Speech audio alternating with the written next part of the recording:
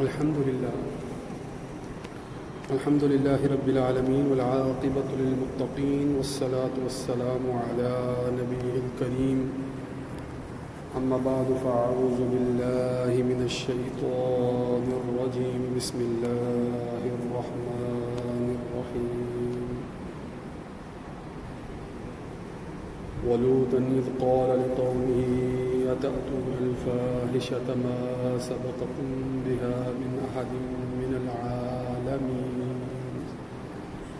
إنكم لتأتون الرجال شهوة من دون النساء بل أنتم قوم مسرفون وما كان جواب قومه إلا أن قالوا أخرجوهم من قريتكم إنهم أناس يتطهرون فأنجيناه وأهله إلا امرأته كانت من الغابرين وأمطرنا عليهم مطرا فانظر كيف كان عاقبة المجرمين صدق الله مولانا العظيم وقال الله تبارك وتعالى ألست بربكم قالوا بلى شهدنا وقال النبي صلى الله عليه وآله وسلم كل مولود يولد على الفطرة فأبواه يهودانه أو ينصرانه أو يمجسانه وقال الله تبارك وتعالى إن الله وملائكته يصلون على النبي يا أيها الذين آمنوا صلوا عليه وسلموا تسليما اللهم صل على سيدنا ومولانا محمد وعلى آل وأصحاب سيدنا محمد وبارك وسلم عليه. سامعین محترم، میں نے آپ کے سامنے سورۃ الاعراف کی آیت نمبر 80، 81، 82 اور یہ آیت نمبر 84 تک جو ہے وہ میں نے آپ کے سامنے تلاوت کرنے کا شرف حاصل کیا ہے. یہ آیات حضرت لوط علیہ السلام اور ان کی قوم جس بےہودہ طرز عمل میں مبتلا تھی، بڑے ہی اختصار کے ساتھ اس ساری تاریخ کا جامعیت سے احاطہ کرتی ہیں.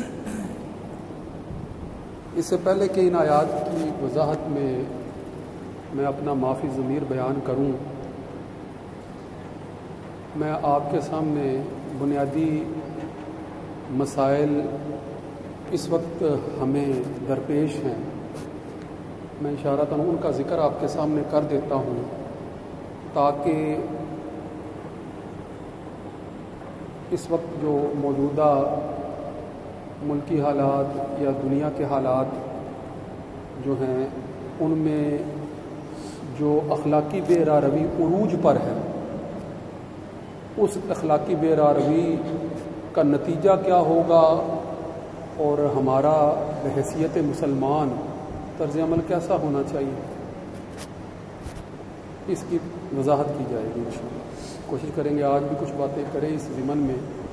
اور آئندہ بھی جو ہے وہ اس موضوع کو تھوڑا سا آگے بڑھانے کی کوشش کی جائے گی. آپ جانتے ہیں کہ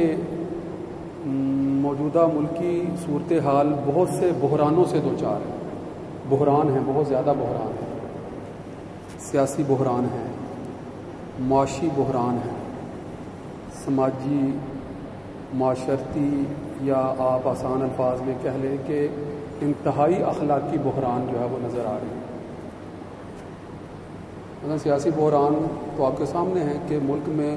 صحیح معنوں میں کوئی حکومت فعال کردار ادا کرتی ہوئی نظر ہی نہیں آ رہی، موجود ہی نہیں ہے. صحیح معنوں میں تو موجود ہی نہیں ہے حکومت، اور اگر ہے بھی تو وہ ابھی اس طرح سے مستحکم نہیں ہے کہ جو کوئی ہمارے مسائل کا ادراک رکھتے ہوئے مسائل کے حل کے لیے مثبت اور مضبوط اقدامات کرتی ہوئی نظر آئے، ایسی حکومت تو کوئی نہیں۔ حکومتی ڈھانچہ کسی قدر ہے تو یہ سیاسی بحران ہے۔ کوئی بھی ہمیں ایسا لیڈر، ایسا فرد، ایسی جماعت، ایسی تحریک صحیح معنوں میں مستحکم نظر آتی ہی نہیں ہے کہ جو ہمارے سیاسی مسائل کا ادراک بھی رکھتی ہو اور اس کا حل بھی کر سکتی ہو، کوئی نہیں نظر آتی۔ اسی طرح معاشی بحران جو ہے وہ تو انتہائی عروج پر ہے، انتہائی عروج پر ہے۔ معاشی بحران آپ جانتے ہیں کہ جو معیشت دان ہیں جب وہ حساب لگاتے ہیں تو وہ کہتے ہیں کہ ہر پیدا ہونے والا بچہ بھی قرض میں جو ہے وہ ڈوبا ہوا ہے۔ وہ فرد جس کو قرض لینے دینے کا بھی پتہ نہیں ہے کہ یہ کس طرح سے لیے جاتے ہیں، کس طرح سے دیے جاتے ہیں، اس کو بھی قرض میں جو ہے وہ قرض دہندہ کے طور پر جو ہے وہ شامل سمجھا جاتا ہے۔ وہ فرد بھی جو ہے وہ جو جانتا ہی نہیں ہے کہ قرض جو ہے وہ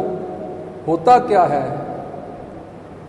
جو ابھی بنیادی زندگی کے پہلو بھی نہیں جانتا ہے،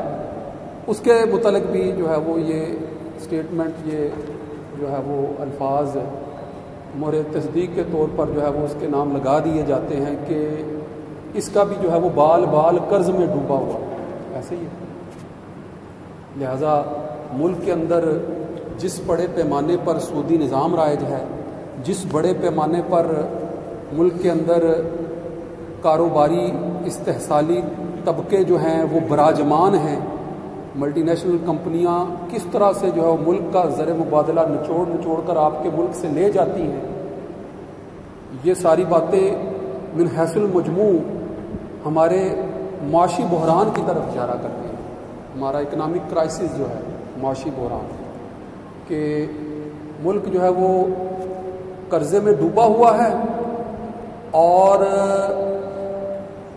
جو ہماری اکانومی ہے وہ ڈی ویلیویشن کی وجہ سے انتہائی پستی کا شکار ہے۔ ایک طرف قرض کی رقم ہے، اس پر سود لگتے ہیں، اور پھر جو ہے وہ ڈی ویلیویشن کی وجہ سے وہی رقم کئی گنا جو ہے وہ زیادہ دن بدن ہوتی چلی جا رہی ہوتی ہے۔ یہ ایک ایسا گورکھ دھندا ہے کہ جس کے حل کی بظاہر صورت ان جدید معیشت کے ماہرین کے پاس نہیں ہے۔ سارے اپنا زور لگاتے ہیں، آ کر دعوے کرتے ہیں ہم ڈالر کو یہاں لے آئیں گے، ہم ڈالر کو اس طرح کر دیں گے، ہم کرنسی ویلیو اس طرح بڑھا لیں گے، مگر ہر دن جو ہے وہ ابتری بڑھتی چلی جا رہی ہے۔ ایسا ہی ہے۔ تو اس وقت سیاسی بحران کے ساتھ جو سب سے بڑا ایک چیلنج یا مسئلہ درپیش ہے وہ معاشی بحران ہے، اور پھر معاشی بحران سے بڑھ کر بھی ایک مسئلہ ہمیں درپیش ہے، اور وہ ہمارا معاشرتی یا اخلاقی بحران ہے۔ جو آپ کا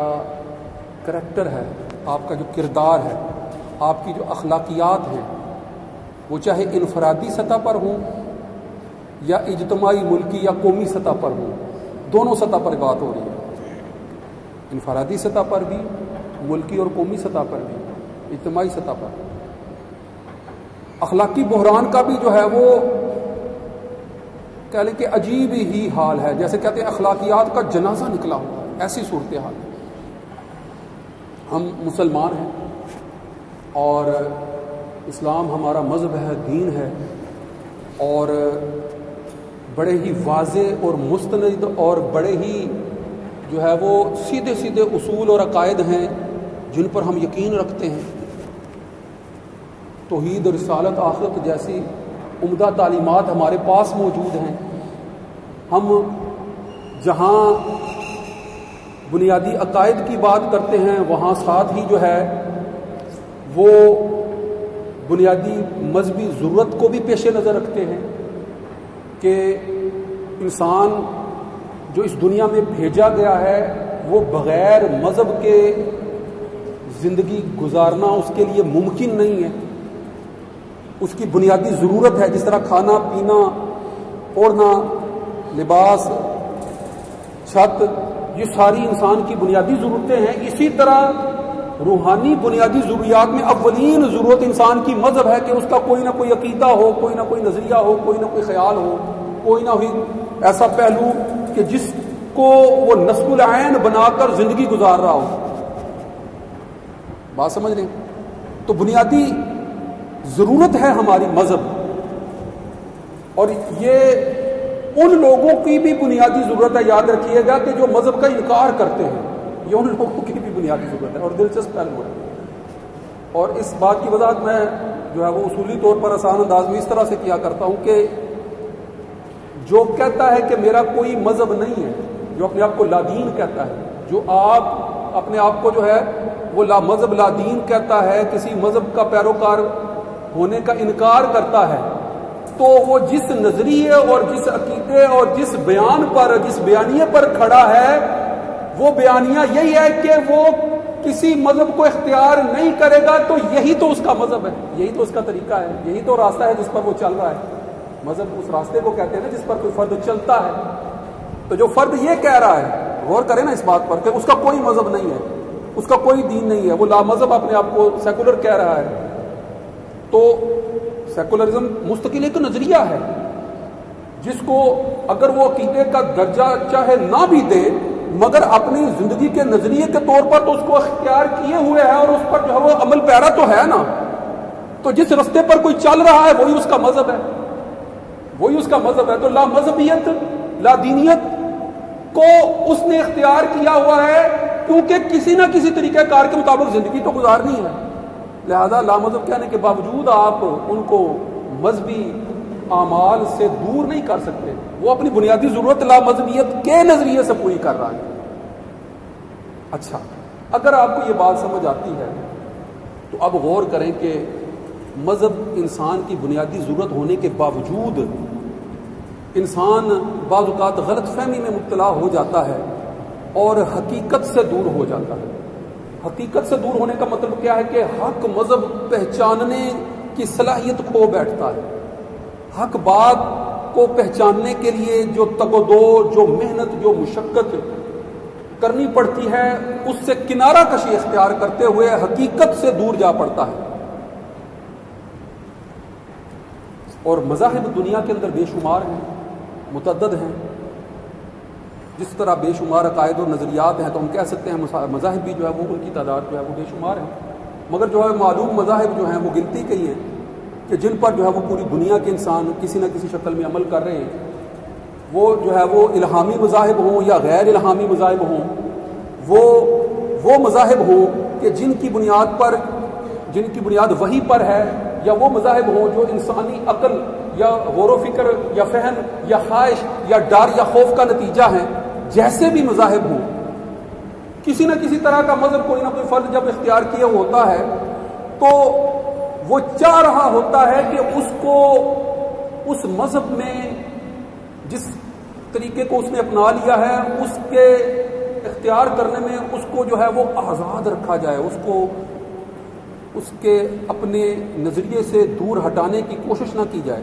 یہ بنیادی انسانی نفسیات ہے جس کے مطابق وہ یہ چاہ رہا ہوتا ہے کہ وہ جس چیز کو مان گیا ہے، جس چیز کو اس نے تسلیم کر لیا ہے، جس چیز کو اس نے اختیار کر لیا ہے، اب کوئی اس کو اس پر عمل پیرا ہونے سے نہ روکے۔ اس کو آپ کہہ سکتے ہیں کہ ہر فرد مذہبی آزادی چاہتا ہوتا ہے، اور اسلام نے اس اصول کا احترام کرتے ہوئے مذہبی آزادی دی ہے۔ مذہبی آزادی دی ہے۔ مذہبی آزادی کا مطلب کیا ہے کہ اسلامی نظام کے تحت جہاں پر جو ہے وہ اسلامی نظام حکومت ہے یا اسلامی نظام مملکت ہے، کسی فرد کو جبراً مسلمان نہیں بنایا جائے گا۔ اس کو وہ جس بھی مذہب پر جو ہے وہ اولین حیثیت سے عمل پیرا ہے، وہ آزاد ہے اس پر عمل پیرا ہونے میں، اور اس مذہب کا نتیجہ اس کو جنت میں لے جاتا ہے، جہنم میں لے جاتا ہے، یہ جو ہے وہ اس کا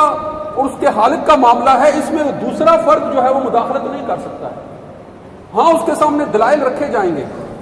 اس کو براہین کے ساتھ جو ہے وہ بتایا جائے گا کہ حقیقت یہ ہے، حق یہ ہے، سچ یہ ہے، حقیقت اصلیہ، حقیقت ابدیہ، حقیقت محکمہ یہ ہے، یعنی اسلام کی تعلیمات اس کے سامنے رکھی جائیں گی۔ مسلمان اگر کسی علاقے کو فتح کرتے ہیں تو فتح کرنے سے پہلے اگر جو ہے وہ علاقے کے افراد ان سے جنگ کے لیے نبرد آزما ہونا چاہیں، جنگ لڑنا چاہیں، تو ان کو پہلے دعوت دی جاتی ہے، اسلام کی دعوت دی جاتی ہے، اور 3 دفعہ جو ہے وہ اس کو دہرایا جاتا ہے۔ اگر وہ اس کا مسلسل انکار کریں اور لڑنے پر مصر رہیں، لڑنے کے لیے جو ہے وہ کھڑے رہیں، تو پھر لڑنے کی اجازت دی گئی ہے۔ اس سے پہلے جو ہے وہ آپ کو آگے بڑھ کر جو ہے حملہ آور ہونے کی اجازت نہیں دی گئی ہے۔ جہاد کے بنیادی اصولوں کی یہ بات، تو یہ بات اس لیے کر رہا ہوں کہ مذہبی آزادی کا تصور جو ہے وہ بڑی وضاحت کے ساتھ دین اسلامی کی تعلیمات میں موجود ہے کہ انسان جو ہے وہ اپنی مذہبی تعلیمات پر عمل پیرا ہونے کے لیے آزاد چھوڑ دیا جائے گا۔ ہاں، اس کو دعوت دی جائے گی، اس کو حقیقت کی طرف جو ہے وہ دلائل سے روشناس کروانے کے لیے جو ہے وہ متوجہ کیا جائے گا۔ انبیاء بھی اسی لیے جو ہے وہ بھیجے جاتے تھے یا بھیجے گئے، یا انبیاء کا بھی فریضہ یہی رہا ہے، یہی ہے کہ انبیاء جو ہے وہ اللہ کی طرف جو ہے وہ واضح دعوت جو ہے وہ پہنچانا ان کی ذمہ داری تھا۔ آپ صلی اللہ علیہ وآلہ وسلم کو حکم یہی دیا گیا تھا کہ آپ ان کو کہہ دیجئے کہ وما علینا الا البلاغ، ہمارے اوپر تو صرف اتنا ہی ہے کہ ہم جو حقیقت ہے وہ تم تک پہنچا دیں، ہم وحی کی تعلیمات جو ہے وہ تم تک پہنچا دیں، ہم جو ہے وہ حق بات جو ہے وہ تم تک پہنچا دیں۔ آگے کوئی فرد ایمان لاتا ہے یا ایمان لاتا نہیں لاتا ہے، اس کی ذمہ داری آپ صلی اللہ علیہ وآلہ وسلم یا اس سے پہلے جو انبیاء پر نہیں تھی۔ سمجھنے کی بات، تو لہٰذا ہم ان تعلیمات کے علمبردار ہونے کے باوجود جب یہ دیکھتے ہیں کہ کہیں پر جو ہے وہ مذہبی آزادی پر جو ہے وہ قدغن لگ رہی ہے، تو یہ واضح طور پر ہمارے اخلاقی بحران کی علامت نظر آتی ہے۔ یہ ہمارا اخلاقی بحران ہے کہ ہم جو ہیں کیا اپنے دلائل میں، ہم جو ہیں کیا اپنی جو ہے وہ عملی اور اپنی جو ہے وہ اخلاقی حالت میں اتنے ہی جو ہے وہ گئے گزرے ہو گئے ہیں کہ ہم جو ہے وہ حقیقت کو بیان کرنے سے عاری ہو کر لڑنے مارنے مرنے پر جو ہے وہ کھڑے ہو جائیں۔ یہ ہماری اخلاقی بحران کی ایک صورت ہے، ہمارے اخلاقی بحران کی ایک صورت ہے۔ اور یہ نہ سمجھیے گا کہ یہ اخلاقی بحران جو ہے وہ مسلمانوں کے ساتھ ہی جو ہے وہ جدید جس طرح سے جو فیشن ہے کہ ہر جو ہے وہ بری چیز جو ہے وہ مسلمانوں کے ساتھ جوڑ دی جائے، ہر دہشت گردی جو ہے وہ مسلمانوں کے ساتھ جوڑ دی جائے، ہر جو ہے وہ فتنہ واریت جو ہے وہ مسلمان اور مسلمان حلیہ رکھنے والوں کے ساتھ جوڑ دی جائے۔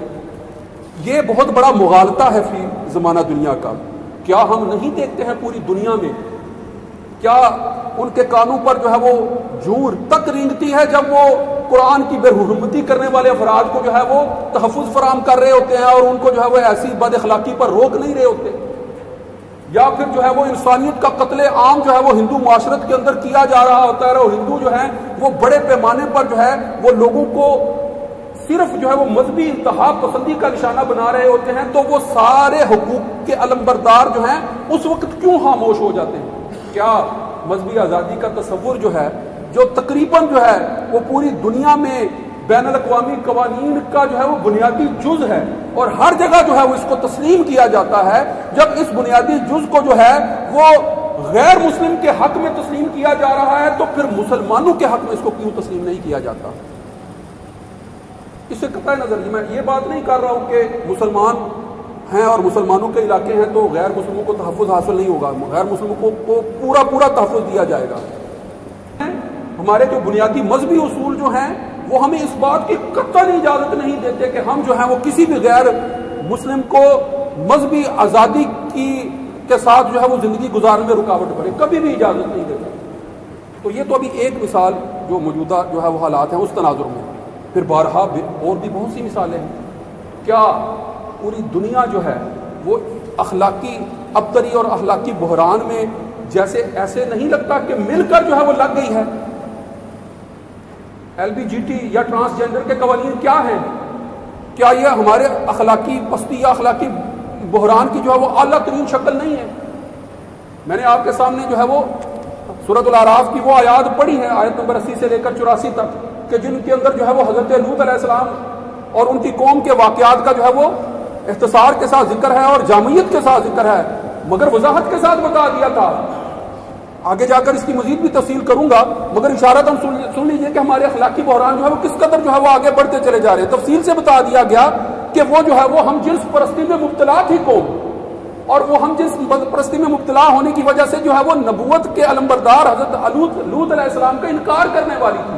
اور انہوں نے جو ہے وہ اپنے علاقے سے اپنی بستی سے جو ہے بے دخل کر دیا تھا، نکال دیا تھا۔ پھر اللہ کا عذاب آیا یا نہیں آیا؟ ہم نے ان پر پتھروں کی بارش برسائی یا نہیں برسائی؟ پھر دیکھنے والوں نے دیکھا کہ ان پر پتھروں کی بارش جو برستی ہے تو وہ اسی سبب سے کہ وہ اخلاقی بحران کی کس اعلیٰ پستی پر جو ہے وہ چلے گئے تھے۔